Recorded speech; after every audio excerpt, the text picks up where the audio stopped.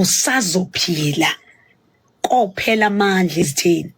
Ilamazwi engikunikeza wona ukuthi ungakhathazeki unezitho eziningi ezikhuluma kubi ngawe abakufisela nangabantu ozobafaka emsebenzini ugcina uyizitha nabo bagcine bekuhlelela okubi imindeni ekhaya uthi uyazama abantu appreciate wenza izinto yenza kube kuyu Christ ovuza umuntu ngoba senzani ukukhuthazana abazalwane sephambili. Namhlanje ngizothi lezo zitha ekade zizama lezo zimo ekade zizama ukukubulala zahluleka abebezama ukukuphula inhliziyo bakubona usahamba bebetshela uzoyibulala uthatha intambo wena uyibulala kodwa uyaphila ngoba uphili ngecebo lomuntu. You survived what meant to break you. God kept you.